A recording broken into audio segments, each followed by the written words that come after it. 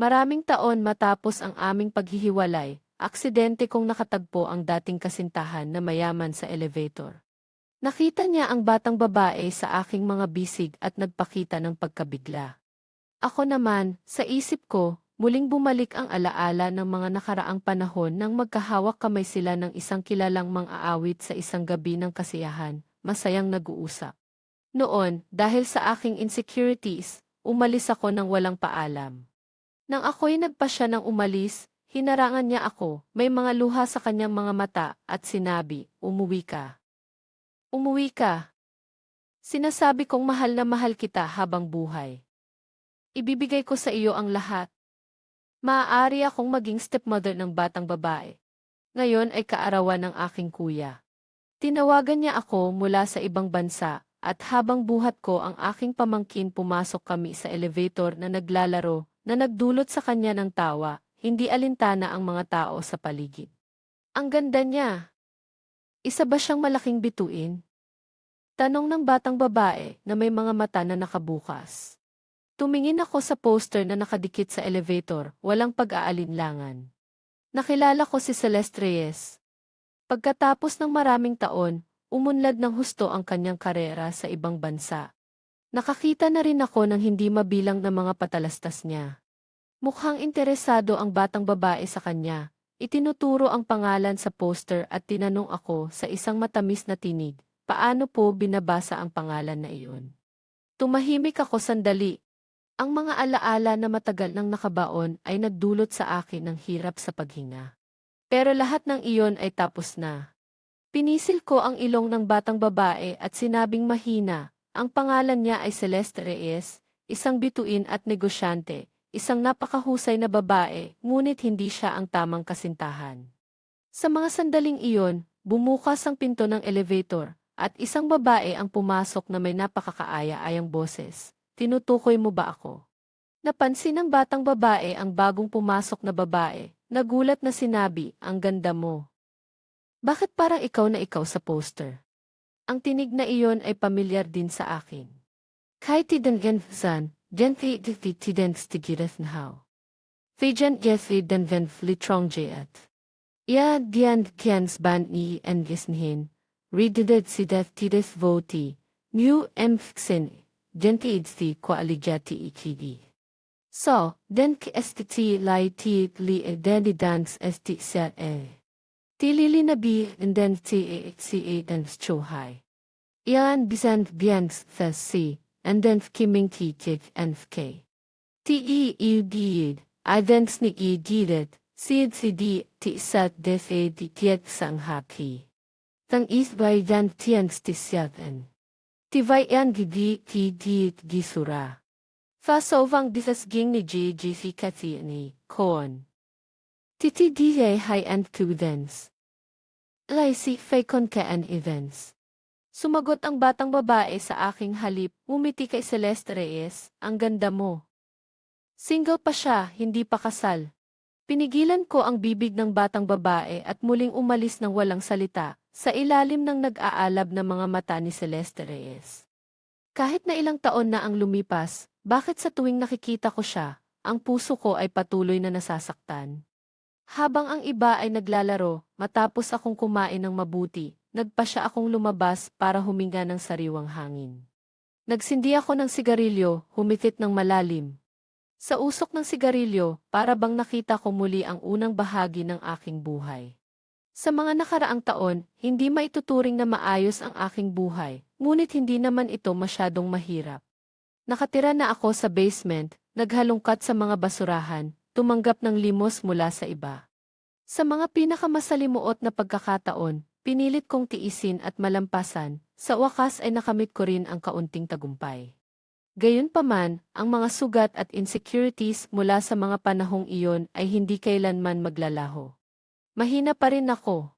Humihitit ako ng isa pang usok, sa hangin ng gabi, unti-unti itong nawala, parang ang aking nakaraan ay unti-unting lumalayo.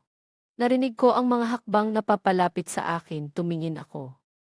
Si Celeste Reyes. Nakadress siya ng itim na gown, nakataas ang buhok, nag-aanyong kapansin-pansin at elegante. "Dati hindi ka naman naninigarilyo." Sa loob ng ilang taon na hindi tayo nagkita, saan mo nakuha ang bisyong ito? Naalala mo ba ang ipinangako mo sa akin? Ang kanyang mga mata ay malalim na nakatingin sa akin. Tumalikod ako, nag-atubiling ilang segundo at pinatay ang sigarilyo. Pagkatapos ay lumapit ako sa kanya. Pasensya na, palagi naman akong naninigarilyo, pero dahil ayaw mo, hindi ako naninigarilyo sa harap mo. Hindi ba ako nandito kasama ang mga kaibigan ko para turuan ka? Nang balak kong umalis, hinawakan niya ang aking kamay. Ang kanyang magandang mukha ay nagmukhang malungkot, ang kanyang paghinga ay nagiging mabilis, mahigpit na hawak ang aking kamay. Wala ka bang gustong sabihin sa akin? Nang marinig ko ang kaunting pakiusap sa kanyang boses, tumingin ako pabalik. Napansin kong namumula ang kanyang mga mata. Ang aking pusong naging malamig ay biglang sumakit. Ano bang dapat pag-usapan? Balikan ang nakaraan?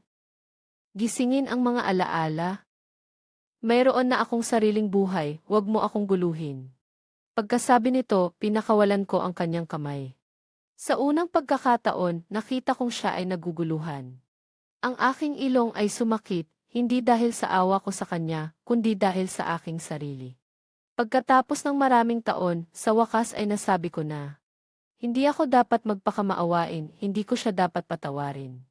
Maaari kong piliin ang buhay na gusto ko, piliin ang taong gusto ko, ngunit hindi siya. Si Celeste Reyes ay masyadong malalim ang sugat na idinulot sa akin. Wala kaming parehong mundo.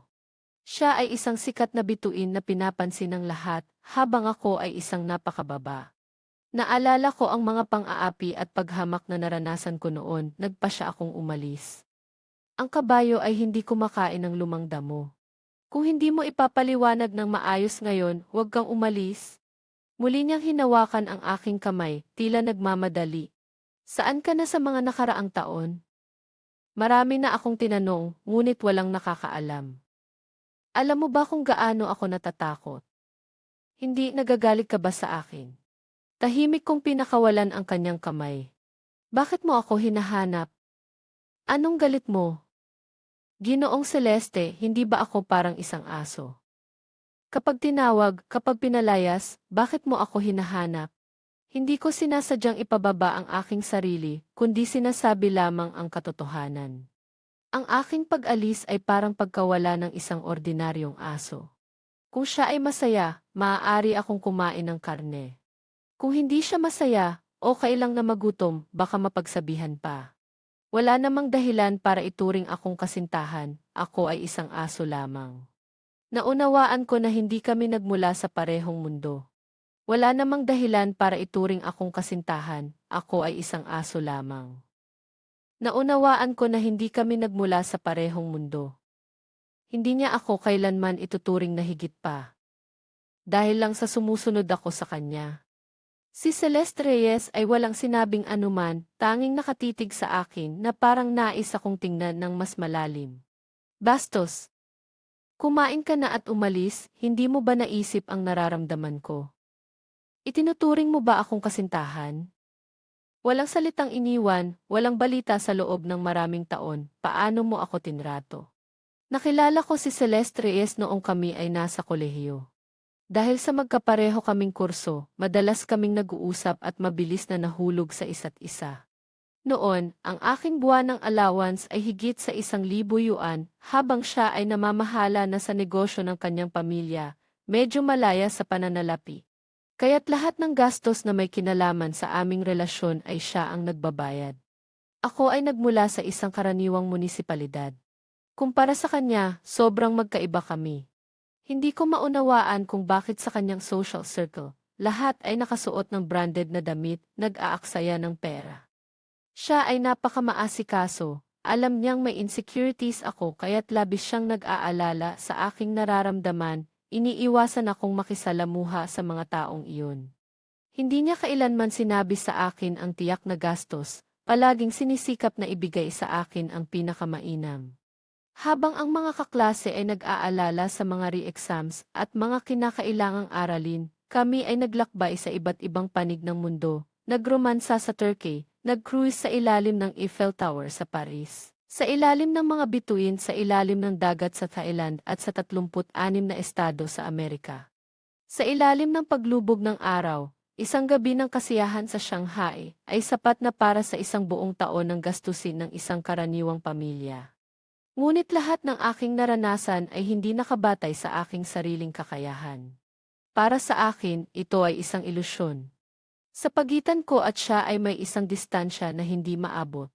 Hindi kami nagmula sa parehong mundo. Ang relasyon na ito mula sa simula ay itinakda na ang aming mga posisyon ay hindi pantay.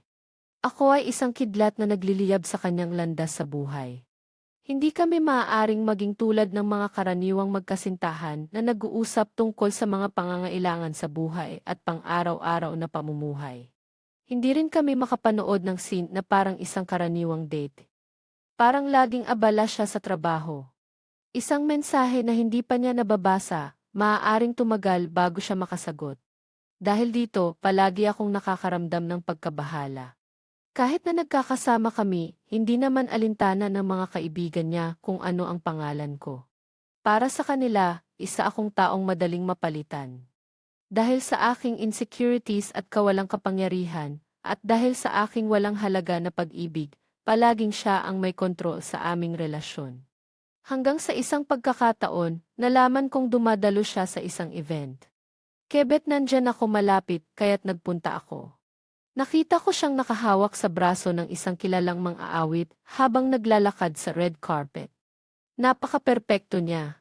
Ang kanyang custom-made na gown ay talagang nagbigay diin sa kanyang katawan at karisma.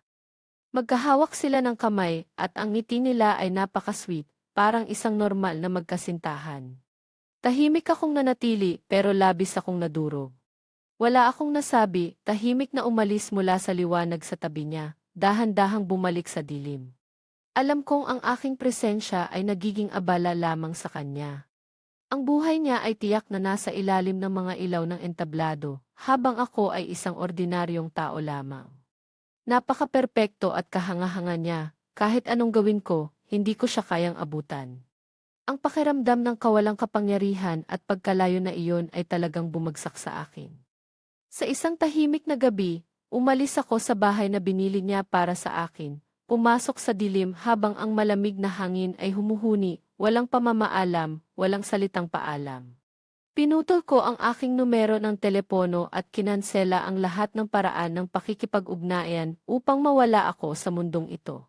Mukhang mas matanda at mas maganda siya kumpara sa ilang taon na ang nakalipas. Ang puso ko ay patuloy na bumibilis. Ang pag-ibig na ito ay nakabaon na sa aking puso sa loob ng maraming taon. Sa mga nakaraang taon, naranasan at natutunan ko ang maraming bagay, hindi na ako kasing inosente tulad ng dati.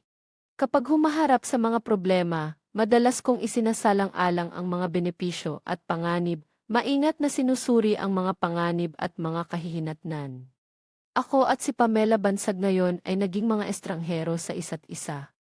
Ang dahilan kung bakit siya ay patuloy na nakakapit sa akin, marahil ay dahil sa iniwan ko siya at hindi makayanan ang sama ng loob sa kanyang puso.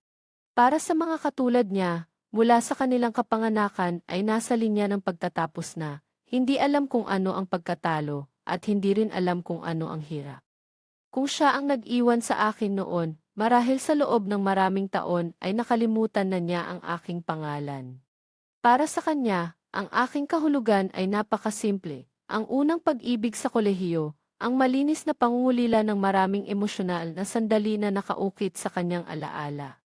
Marahil ay talagang mahal niya ako noon, ngunit talagang hindi ko na kaya. Wala rin akong karapatan sa kanya. Muli kong inalis ang kanyang kamay, ngumiti ng mapait. Pasensya na sa aking pag-alis noon, nagmadali ako at nagulat ka. Ngayon maaari kong sabihin sa iyo, Pamela Bansag, wala tayong magandang kinabukasan. Ang mga bagay na ikaw ay nakakapit at hindi makabitaw, para sa akin, wala nang kahulugan. Nasa dalawang magkaibang mundo na tayo. Umaasa ako na sa hinaharap ay ingatan mo ang iyong sarili. Ayaw ko nang huminto, naglalakad palayo ng mabigat. Mukhang hindi naiintindihan ni Pamela Bansag ang sinasabi ng tao. Mabilis siyang tumakbo at hinila ako papasok sa hagdang bakal. Ang malambot na katawan na may amoy ng kababaihan ay dumikit sa akin, walang pag-aalinlangan. Sa gitna ng pagkabigla, hindi ako nakatakbo, naipit siya sa sulok ng pader. Tinitingnan akong naguguluhan habang ako ay may kaunting pagkasuklam sa kanyang ginawa. Ginoong Pamela, pakisuyong magpahalaga sa iyong sarili, sabi ko. Si Pamela Bansag ay may mga mata na namumula, matigas ang ulo na ayaw akong pakawalan. Nawala na kita isang beses. Sa pagkakataong ito, kahit ano pa ang sabihin ko, hindi kita pakakawalan. Hindi ako binigyan ng oras upang tumugon, si Pamela Bansag ay matapang na lumapit at hinalikan ang aking mga labi. Napatingin ako ng malaki ang mga mata, unti-unting bumibilis ang tibok ng puso ko. Nagsimula akong magpanik at sinubukang kumawala. Ngunit habang masinubukan kong kumawala, lalong humigpit ang kanyang yakap sa akin, patuloy na humahalikan. Pagkalipas ng mahabang panahon, iniwan niya ang aking mga labi na tila na ipahayag na ang naipon na pangungulila. Nakayakap siya sa akin, ang kanyang ulo ay nakasandal sa aking balikat, ang kanyang katawan ay bahagyang nanginginig, at ang mga luha ay tumutulo sa aking balikat. Naguluhan ako. Sa aking alaala, ito ang kauna-unahang pagkakataon na umiyak siya sa harap ko tulad ng isang mahina at walang magawa na batang babae. Sa tahimik na hagdang bakal, tanging ang mabigat na paghinga ng dalawa sa amin ang naririnig. Ang tinig ni Pamela Bansag ay nanginginig, sawa ka na ba? Ilang taon ka nang umiiwas sa akin. Tahimik akong nakatingin, may komplikadong ekspresyon, walang masabi. Hanggang sa puntong ito, napagtanto ko na kahit si Pamela Bansag na walang pakialam ay may mga pagkakataong nagiging emosyonal. Siya ay tatawa, siya ay iiyak. Sa wakas, siya ay isang tao lamang. Pamela Bansag, naisip mo na ba na darating ang araw na mawawalan ka ng kontrol sa iyong emosyon tulad nito? Marahil ay dahil sa hindi niya matanggap ang biglaang pag-iwan ko sa kanya noon. Gusto niyang makuha muli ang kaunting dangal, ayaw niyang matalo. Ngunit sa loob ng maraming taon, ang mga kahanga-hangang lalaki na dumating sa kanyang buhay ay hindi ba nagbago na ng maraming beses? Hindi ba siya makakabitaw sa nakaraan at hindi rin ako mapapatawad at hindi makakalayo sa dagat ng tao? Bakit siya patuloy na bumabala sa akin?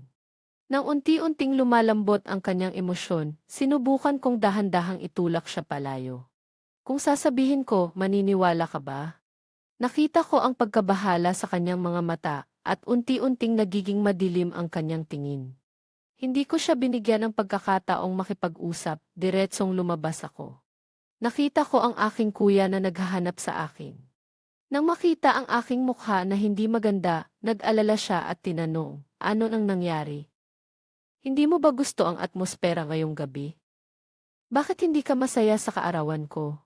Sinubukan kong magpatawa ng isang pilit na ngiti, lumabas lang ako para huminga ng kaunti. Tara na, ipagpatuloy natin ang pagdiriwang ng iyong kaarawan. Tiningnan ako ng aking kuya na may halong pagdududa at pag-aalala. Sinabi ni Sofia sa kanya na may nakita kaming isang napakagandang babae sa elevator, mukhang kilala ako. Hindi ko maikakailan na siya ang aking girlfriend sa kolehiyo. Ah, ganoon ba? Sa kanyang mga mata, may ningning ng pagkabigla at biglang naunawaan. Hindi mo pa rin siya makalimutan, hindi ba? Kaya naman sa mga nakaraang taon, nang sabihin kong maghanap ka ng girlfriend, palagi kang umiiwas. Ano nang sinasabi mo? Medyo nawawalan ako ng pag-asa. Nakita ang aking reaksyon, ang aking kuya na may karanasan ay naunawaan ang aking nararamdaman kaya hindi na siya nagdagdag pa. Siya ay may pamilya na, may mga anak, hindi na siya katulad ng dati na nag-aalaga sa akin. Sa mga nakaraang taon, nang makita akong nag-iisa, umaasa rin siyang may makakasama ako. Ngunit ang mga bagay sa pag-ibig ay nangangailangan ng tadhana, hindi maaaring pilitin, basta't masaya ka sa iyong buhay, kahit hindi ka makahanap ng girlfriend o magpakasal, okay lang iyon. Tiningnan niya ako ng may mga mata ng pag-aliw na nagpadali sa aking magulong isip. Umiti ako sa kanya. Isang araw na normal sa trabaho. Si Assistant Siaolin ay nag-ulat ng progreso ng trabaho sa akin sa opisina. Ginoong Marco Santos, may isang babae sa labas na naghahanap sa iyo. Kailangan mo bang makipagkita? Hindi ko pinansin ang ginagawa ko at hindi tumingin, nagtanong, ano ng pangalan niya? Wala siyang sinabi lang na gusto kang makilala. Tiningnan ko ang orasan at tumango, sinabing hintayin ako sa silid ng pagpupulong. Hanggang matapos kong ayusin ang trabaho at makapasok sa silid ng pagpupulong, doon ko lang naintindihan kung bakit gusto niyang makipagkita sa akin nang hindi sinasabi ang pangalan. Siya si Pamela Bansag. Ngayon, nakasuot siya ng napakabata at masiglang damit na katulad ng noong kolehiyo nang kami ay nagmamahalan. Tanging ang pagkakaiba ay hindi na siya kasing inosente tulad ng dati, kundi naglalabas ng alindog ng isang ganap na babae. Nang makita akong pumasok, bahagyang nanginginig ang kanyang mga mata, bumukas ang kanyang bibig, ngunit walang tunog na lumabas. Medyo naiinis ako. Hindi ba naiintindihan ng babaeng ito ang sinasabi? Huwag kang umalis. Nang makita akong tila gustong umalis, agad siyang nagsalita, medyo naguguluhan at hindi mapakali. Nakita ang kanya. Huminga ako ng malalim, pumasok sa silid ng pagpupulong. Mula nang ako ay dumating hanggang sa umupo, hindi kailanman naalis ang kanyang tingin sa akin. Tila nais niyang itaga ang aking imahe sa kanyang isipan. Ang antas ng trabaho ni Ginoong Marco ay nananatiling mataas, hindi ko akalain na mabilis niyang natagpuan ang studio ko. Sabi ko sa kanya sa isang malamig at malayo na tono. Ang mga mata ni Pamela Bansag ay kumikindat, malinaw na natamaan ko ang kanyang kahinaan. Gayunpaman, hindi siya masyadong nag-alala. Ginoong Marco, nandito ako ngayon. Tiningnan ko siya na walang emosyon, sinadyang magpakita ng malamig, walang sinasabi. Narinig ko na ikaw ay sikat na designer ng alahas ng Balenciaga. May isang order akong nais ipadisenyo sa iyo ng isang diamond ring. Nang marinig ito, nagsimula akong maging interesado, hindi dahil sa kanyang sinasabi kundi dahil sa kasabihang may pera. Hindi mo maiiwasan, hindi ko kayang labanan ang pera. Mahal ang aking design fee, dahan-dahan kong tinapik ang aking daliri sa mesa. Si Pamela Bansag ay bahagyang huminto, nagtanong pabalik, nagtatanong lang ako kung handa ka bang tumanggap. Bakit naman hindi ako tatanggap? Nakarelax ako sa sofa at ngumiti ng may kumpiyansa. Si Pamela Bansag ay tahimik. Ito ang kauna-unahang pagkakataon na nakita niya ang ganitong kumpiyansang ngiti sa aking mukha. Gayunpaman, kailangan kong malaman ang layunin ang paggamit ng singsing na ito upang makapagbigay ng angkop na mungkahi. Ang mga mata ni Pamela Bansag ay napakamalinaw at napakamahinhin. Iyon ay isang kabaitan na hindi ko pa nakita noon. Medyo naguluhan ako, halos natamaan ang tasa ng tsaa sa mesa. Nang mapagtanto ang aking saloobin, agad akong nag-adye. Congrats! Sa labas, tila kalmado ako, ngunit sa loob ay naguguluhan, nagsimula ng mag-isip ng mga bagay. Kanino niya gustong mag-propose? Sa singer ba? O sa ibang tao na hindi ko alam? O, ako.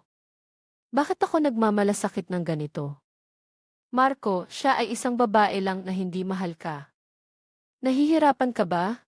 Kung hindi mo kaya, sabihin mo na lang, umiti siya ng bahagya, tila nakikita ang aking peking kalmado.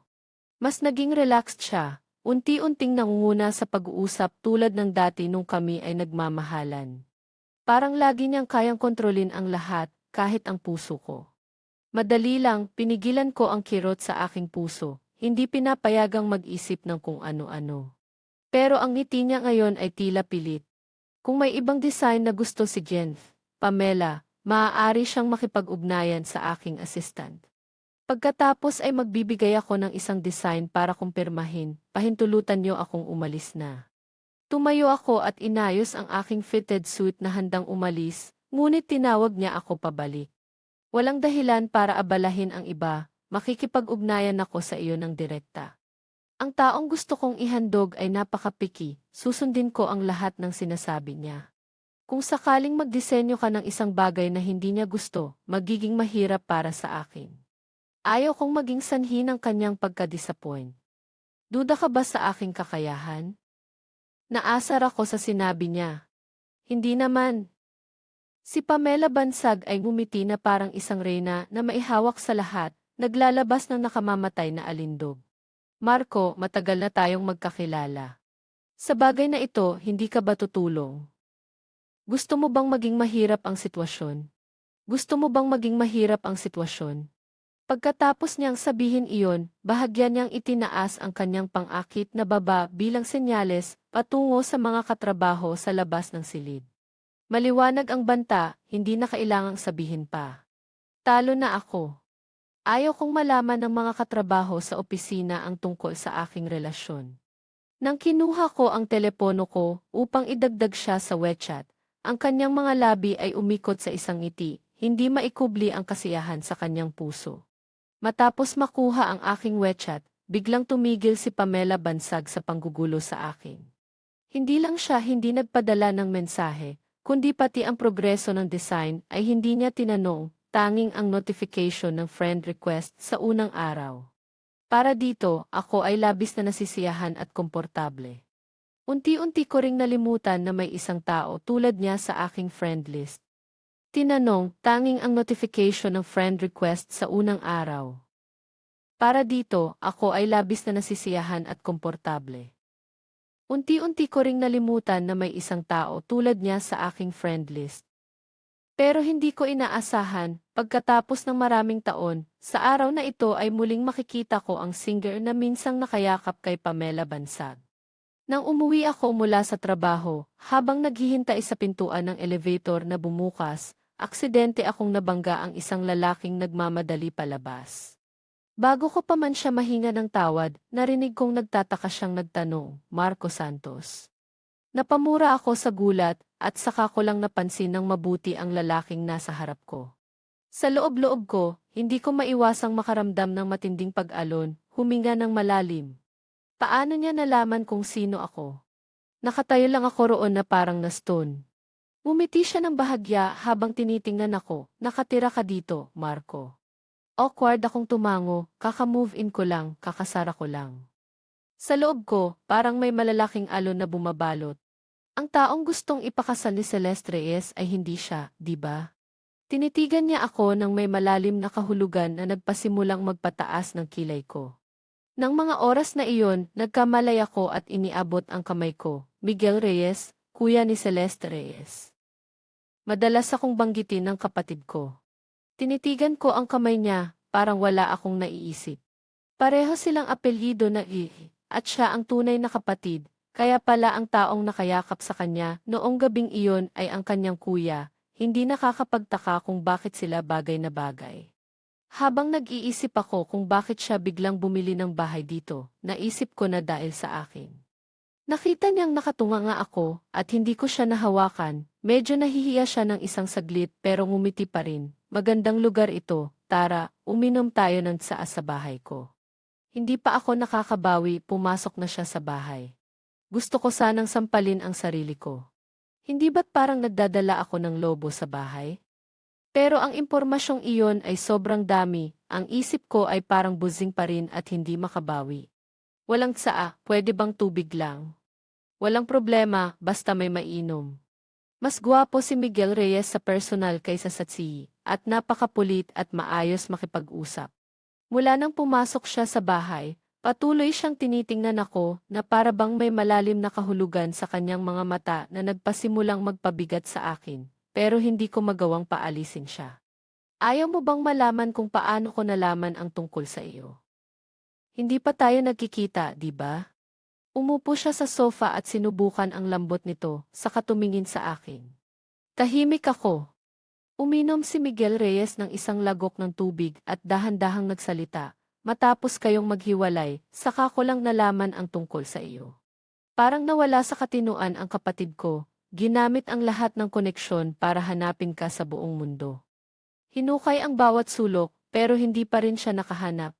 Ito ang nagbigay sa akin ng matinding kuryosidad, sabi niya habang nakakunot ang kanyang mga mata, tinitingnan akong mula ulo hanggang paa.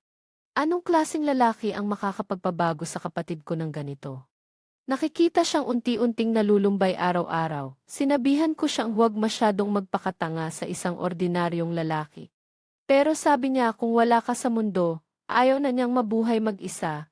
Hinanap ka niya sa loob ng 365 araw at unti-unti akong nakitang nawawalan siya ng pag-asa. Hanggang isang araw, hindi ko siya makontak, saka ko lang naisip. Hindi ko malilimutan ang eksena nang pumasok ako sa kanyang apartment. Nakita kong nakahiga siya sa bathtub na puno ng dugo. Biglang naging matalim ang kanyang mga mata, nagngangalit ang mga ngipin. Noong panahong iyon, nangako ako sa Diyos na kung makikita ko ang lalaking ito, tiyak na bibigyan kita ng leksyon na hindi mo malilimutan. Ang mga salitang ito ay parang kidlat sa malinaw na langit na nagpasabog sa akin. Si Celeste Reyes ay nagpakamatay dahil sa akin. Hanggang ngayon, hindi ko pa rin makalimutan ang malamig na pakiramdam nang dalhin ko siya sa emergency room. Ang mga oras na iyon ang pinakamahabang, pinakadesperadong, at pinakamadilim na panahon sa buhay ko. Naisip ko ng napakaraming beses kung ano ang sasabihin ng doktor. Nagdasal pa ako sa mga Diyos na iligtas siya.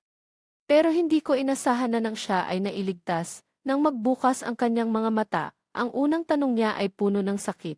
Bakit mo ako iniligtas? Ang boses ni Miguel Reyes ay napuno ng damdamin at ang mga luha ay dumaloy sa kanyang mga pisngi. Ang isip ko ay walang laman, bumagsak ako sa lupa, humihinga ng malakas. Ang puso ko ay nanginginig at ang mga luha ay umagos na parang talon. Ang katawan ko ay malamig na parang nahulog sa yelo.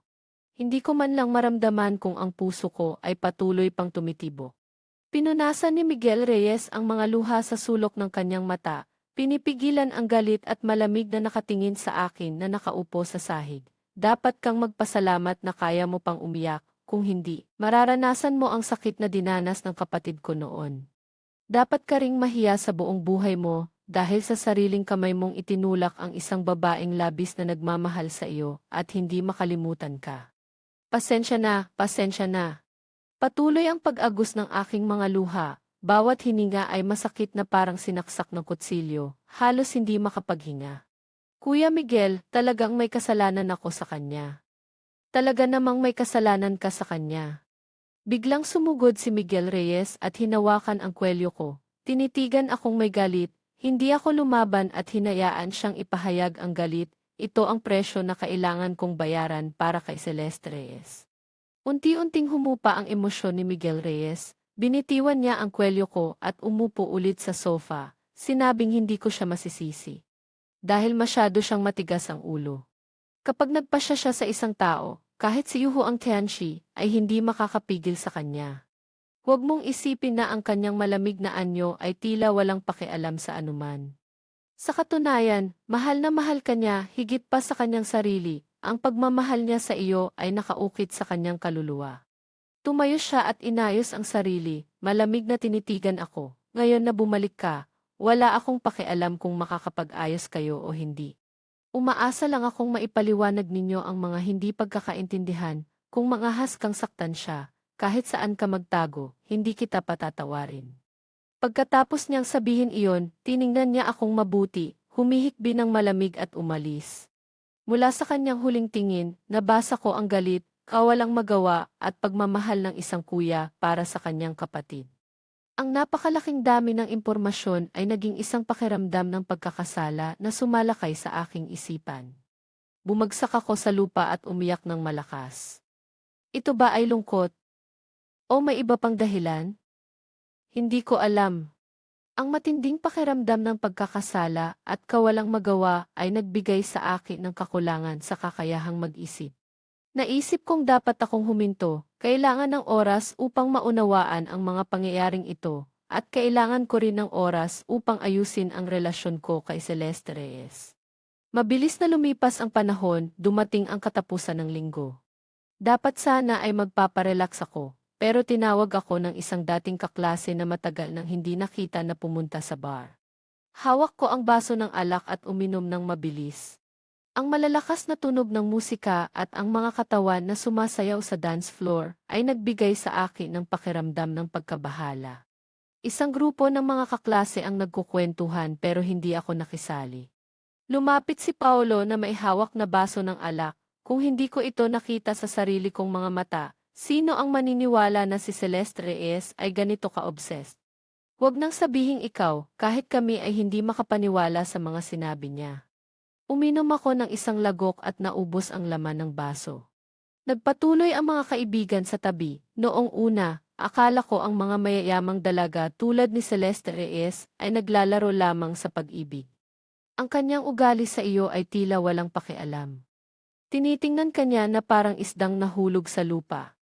Kung sinasabi niyang mahal ka niya, tila hindi naman siya masyadong malapit, pero kung sinasabi namang hindi, least she fulfilled her duties as a girlfriend, kami ay lahat na inggit.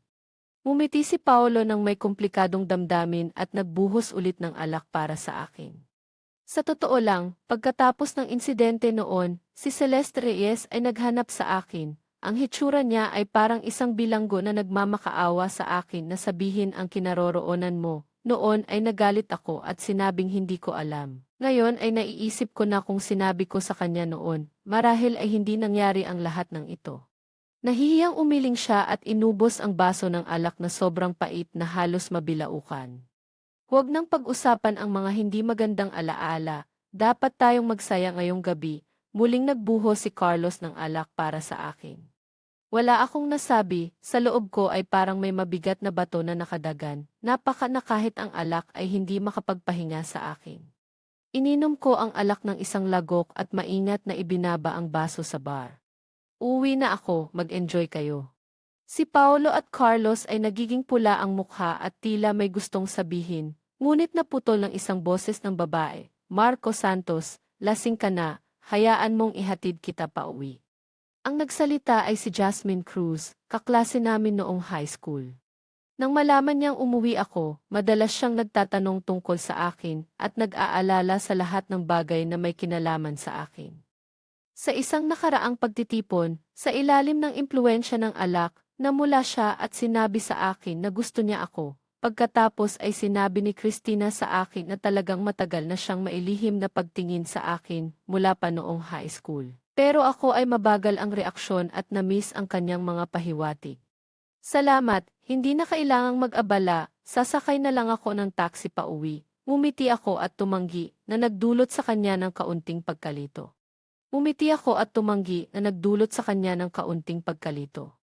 Si Paolo ay nagbigay ng isang mabilis na siko kay Marco, na tila hindi makatayong mabuti, at mas mabuti na isama na lang siya ni Jasmine pa uwi. Si Paolo at ang iba pang mga kaibigan ay sabay-sabay na sumang-ayon, tila sinasadya nilang bigyan kami ng pagkakataon na mag-isa. Wala namang problema, daan pa uwi ko ay dumadaan din sa bahay mo. Sayang naman ang taxi at mukhang hindi ka rin masyadong matino. Mas pipiliin mo bang maniwala sa ibang tao kaysa sa akin? Nang makita ang kanyang masigasig na alok, nag-isip ako sandali at hindi na tumanggi, ayaw kong maging sanhi ng kanyang pagkapahiya. Nang maglaon, nalaman ko na ako ay nasa silangan ng lungsod habang siya ay nasa timog na talagang hindi magkatugma. Sinusubukan lang niyang samantalahin ang pagkakataon na makasama ako ng mas matagal, nais ipahayag ang kanyang nararamdaman. At ako, malapit lang ang bahay ko sa bar, ilang minutong lakad lang. Sa malamig na hangin ng taglagas at sa epekto ng alak, nanginginig kami sa lamig. Sa ilalim ng malabo at mapangarapin na ilaw ng kalye, ang aming mga anino ay humahaba sa lupa, tila malapit, ngunit sa huli ay naglalaho sa dilim. Salamat sa pagod mo, ganitong oras ay sinamahan mo pa akong pauwi. Sinikap kong panatilihin ang distansya, ayaw kong bigyan siya ng labis na pag-asa. Wala namang problema. Ang ngiti sa kanyang mga labi ay medyo matigas, na nagpapakita ng kanyang maliit na pangil, ngunit ang ngiti ay nananatiling maganda. Magkasabay kaming naglakad sa madilim na kalye, tanging ang tunog ng aming mga hakbang at hininga ang naririnig.